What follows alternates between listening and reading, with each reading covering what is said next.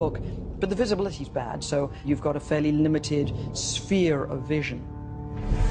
And Marsden says for a creature to survive here over time, there would be signs that it's breeding. This is one of the biggest arguments against there being a lake monster. You can't have just one. You've got to have something like 50 for a stable population. 500 to 5,000 is a more comfortable population to be sure that it will continue over time. You'd think you'd see them a little bit more often. The lack of physical evidence does not deter those dedicated to tracking sea creatures that many consider fictional. And that includes searching along Canada's Pacific coast.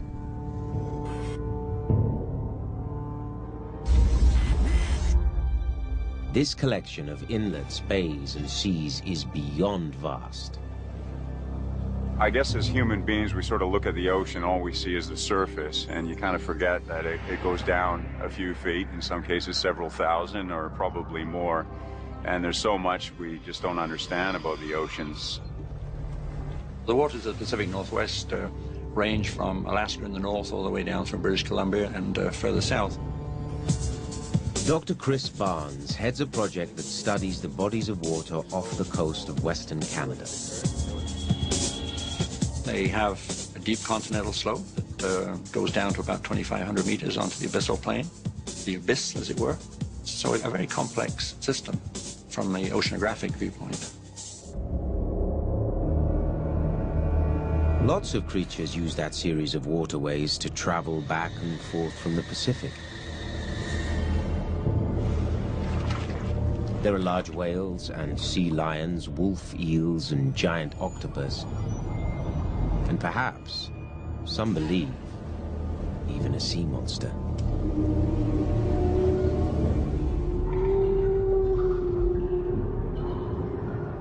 Some say evidence of sea creature sightings goes back thousands of years.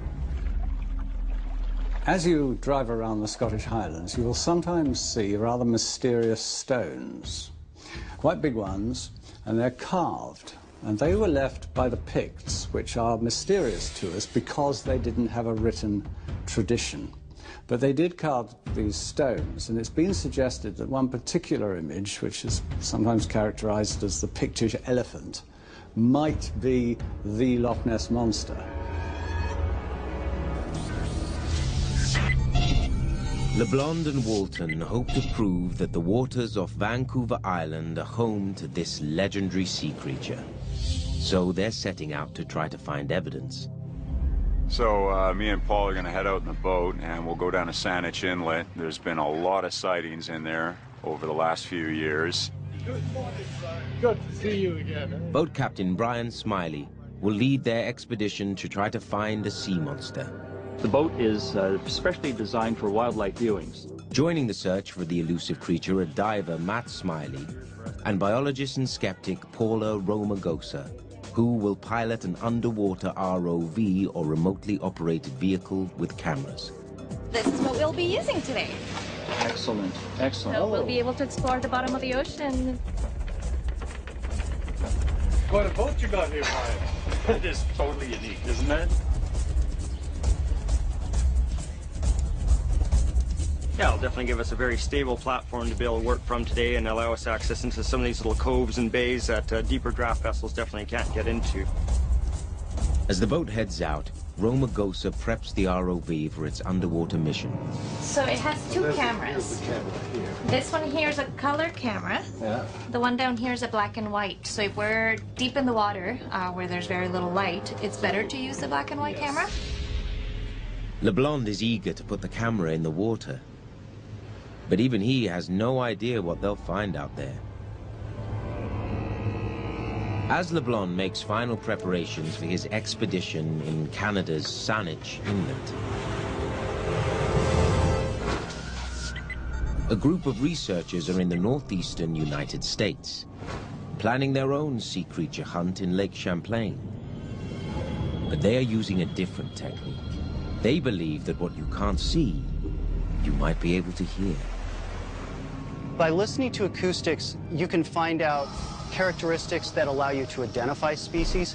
especially if they are hard to find.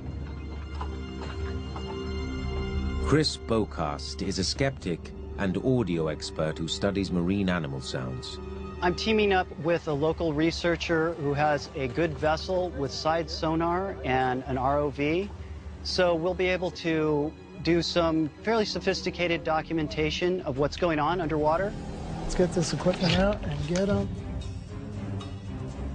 So what I have done is kind of made a hobby with equipment that I use.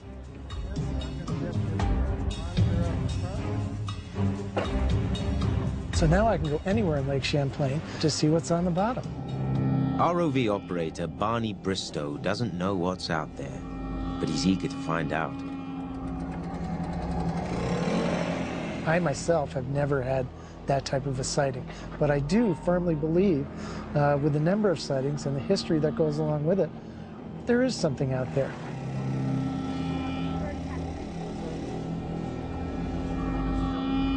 As Bristow and Bocast make their way across Lake Champlain, hoping to track the creature by the sound it makes,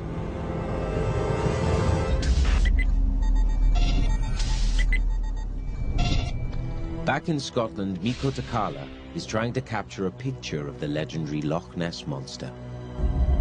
But the vast and mysterious nature of Loch Ness makes it a difficult place to search.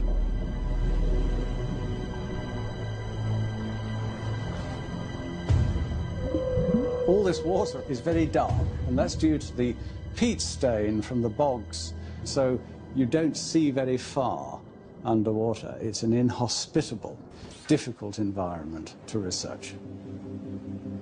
It is not beyond the bounds of possibility that there are resident creatures in Loch Ness of a large size and unknown. But there are some difficulties. Food resources are one. Loch Ness is unproductive in a biological sense to sustain a viable breeding population of very large predators. That's a problem. Undeterred, Takala relies on a set of high-tech cameras to monitor the surface of the loch. This is what I'm going to be putting up. It's a very, very powerful zoom lens, and it's fixed focus. Whatever there is in the loch, you'll see it very, very clearly. I'm just going to attach this camera to the bracket so that we can put the pole up. Is this the original camera that you were using? That is, yes, but it's been upgraded and it's got a new zoom lens. Yeah, what we're trying to get is to see what view we can get over a castle. If you can hold it there, sure. Yep, that's great. Takala and his assistant run a test to make sure they've got a clear shot of the loch.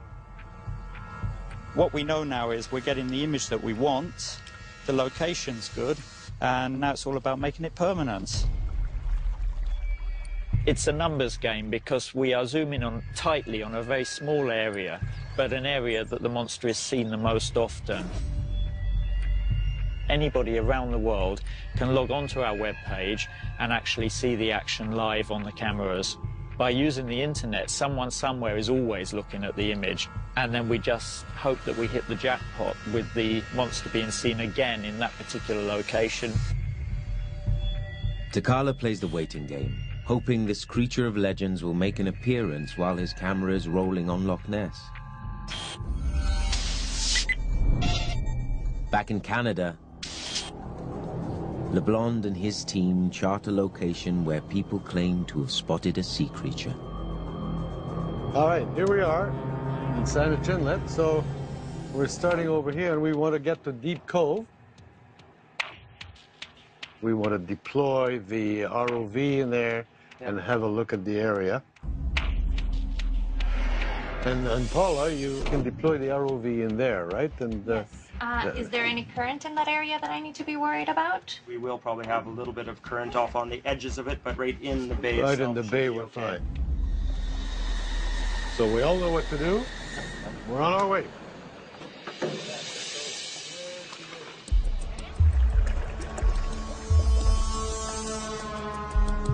LeBlond eagerly watches and waits, while Paula gets the ROV ready for action.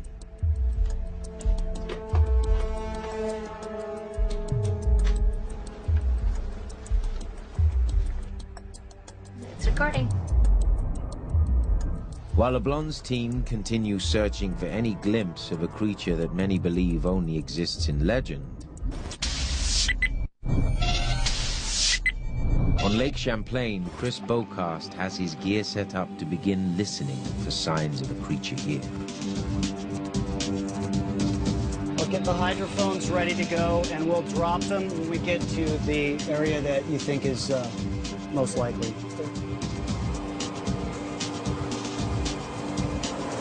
If there is an animal that makes sounds on any kind of a regular basis, we should be able to capture that. What they're hoping to capture is echolocation. It's a sound animals make when they send high-pitched signals through the water.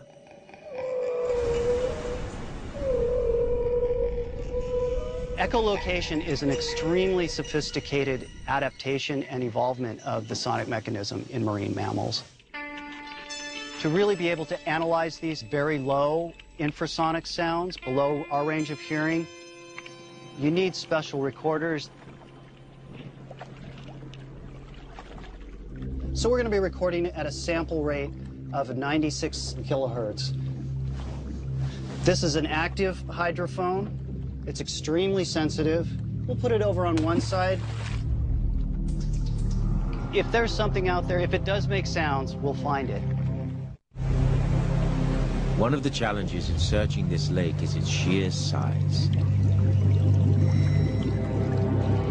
The lake is about 120 miles long, and at its widest, which is off of Burlington, I believe it's something like 20 miles in width. Patricia Manley is a marine geologist. Her husband, Tom, is an oceanographer. They both teach at Middlebury College in Vermont. Lake Champlain was actually formed by a unique set of circumstances that involved glacial activity. About 10,000 years ago, retreating glaciers helped sweep the Atlantic Ocean right into Lake Champlain, and all kinds of sea creatures came with it.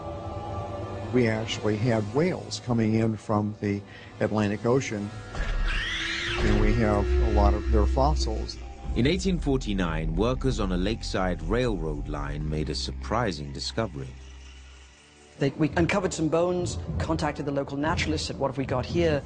There was a fossilized whale from the period of time when the lake was part of the ocean. Marsden and the Manleys are skeptical that anything related to that period could still exist here. I can't say that I've ever seen anything that looks in any way, shape, or form to some kind of prehistoric monster. Bocast hopes that what he hears today might help solve the mystery of what could be lurking in Lake Champlain. We're in about, right now, in about 15 feet of water. Is that a good depth to be doing? That should be fine. Okay. With their echolocation recorders, this team can track animals in any direction. So we're recording everything right now off the active microphone onto this recorder.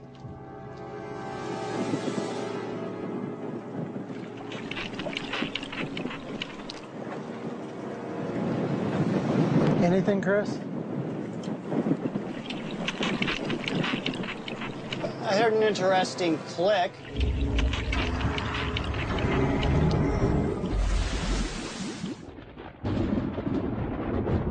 A storm front appears on the horizon of Lake Champlain. As Bocast continues trying to track a bizarre sound coming from something in the water.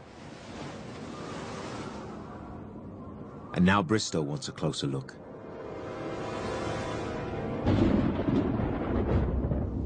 Yep, go ahead. Just let tether out as I go, Bob.